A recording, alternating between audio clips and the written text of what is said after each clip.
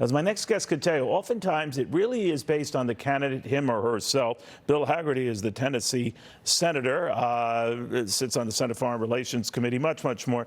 Senator, always good to have you. I would imagine, Senator, not blowing you smoke, you would win your elections on you, on your record, on your positions. It might help to have a prominent Republican campaign for you on your behalf, but I think you close the deal or you don't. So I'm wondering, all these party luminaries who are coming out for various Democratic candidates, even Republicans who are coming out for Republican candidates, as a good number of them are now for Lee Zeldin in New York, I get that. He's going to have to close that deal, and the candidates Democrats are pushing for are going to have to close that deal, don't you think? You're exactly right, Neil. I was just down campaigning with Herschel Walker in Georgia last week. Herschel is closing that deal, but I think he enjoyed having a fellow colleague, someone that's going to serve alongside him in the Senate, to give him that energy and to give him that support. Being there together, I think, with your colleagues is helpful. But again, it's the candidate that's got to make the sale. Herschel is definitely making the sale right now. He's connecting. In fact, you've got Warnock so concerned that he brought Obama back in, but it's not Obama on the ballot, as you say. It's these worn-out Obama-era policies, and that's what's taking the Democrats down the path of destruction, and that's why the Republicans, you see, are surging right now. Back in August, the Democrats and the media really tried to write the epitaph of the Republican Party. But what you're seeing is a movement back in every one of these states. Again, I'll be traveling later this week to North Carolina. Again, you know, Ted Budd's going to make that sale, but I'm going to be there to help him and support him. The same thing with the Bulldog race in New Hampshire. I'll be up there later this week. Right. He's moving the dial in the right direction. So supporting them, and next week we'll close this argument. I'll be headed out to Nevada. I'll be headed to Arizona. Again, the Masters race and the race with Adam Laxalt are close enough that I think we're going to take those states. I see the momentum. I feel it. I just want to be there to help my colleagues get there and make that sale. No, and I take nothing against either party doing that with its big guns, and you certainly qualify as that in your party, sir. But let me get your sense then what you were saying about the Senate.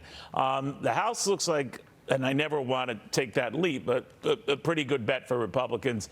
The Senate a little less so, but how do you see things stacking up, and whether you'd have to wait till a runoff election in Georgia, for example, if that's what it comes to decide its makeup? What do you think?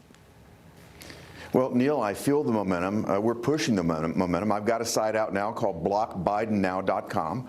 And if you want to block Biden, if you want to turn our country back around, help us move this across the line. But I feel confident that if we keep leaning into this all the way into November the 8th, we'll see a result that will turn things around, we'll stop the craziness, and we'll see a Republican majority both in the United States House and in the United States Senate.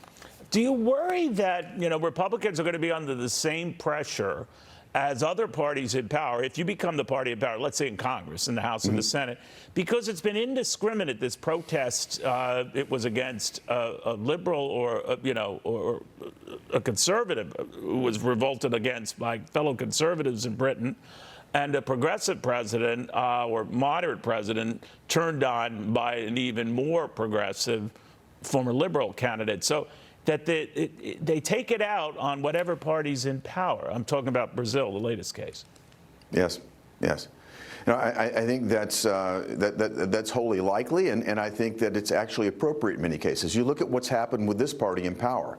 In just 20 months, Joe Biden has turned our border into a national disaster. The energy policies that we've undertaken have made us weaker as a nation. They set our economy into massive inflation, then pouring on top of that massive amounts of stimulus that still hasn't worked its way through the system. This inflation that we're experiencing is squarely the fault of the party that's had control of both the House, the Senate, and the White House.